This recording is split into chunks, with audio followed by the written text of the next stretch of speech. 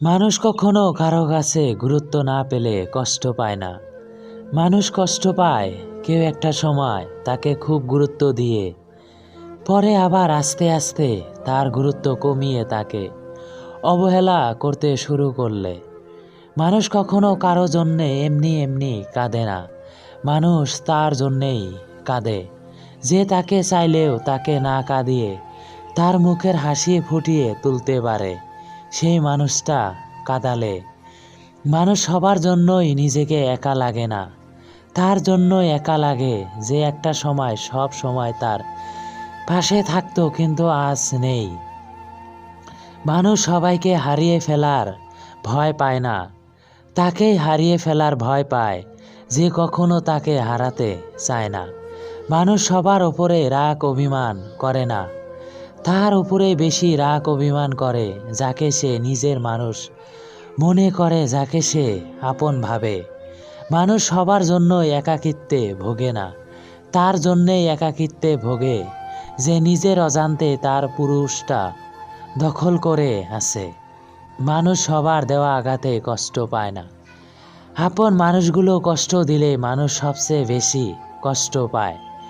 মানুষ সবাইকে কাছের মানুষ ভাবে না, তাকেই কাছের মানুষ ভাবে যার কাছে নিরুদ্ধায় সে সব কিছু বলতে পারে, যার চোখে সে নিজের জন্য সম্মান দেখে।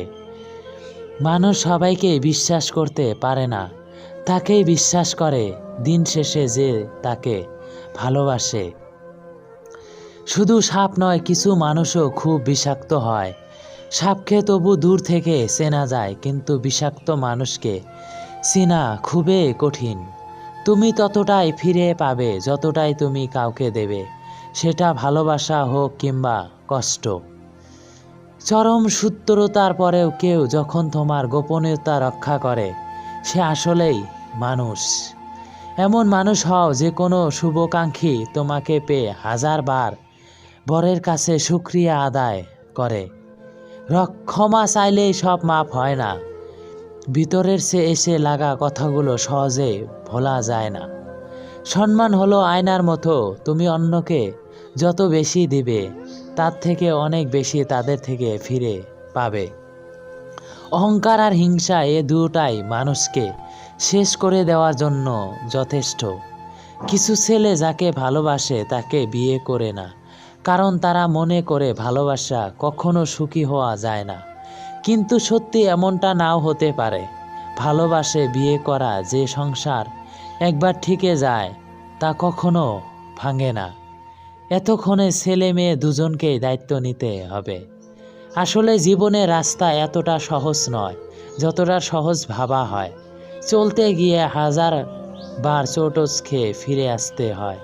কারো কষ্টের কারণ হওয়া খুব সহজ, কিন্তু কারো সুখের কারণ হওয়া খুব কঠিন।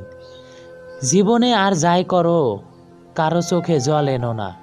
তোমার কারণে যদি কেউ কষ্ট পেয়ে চোখ থেকে এক ফোঁটা জল বের করে, তাহলে সেই জল অভিশাপে রূপ নিয়ে তোমাকে একদিন কোনো না কোনো দিক দিয়ে ভীষণভাবে কাঁদিয়ে।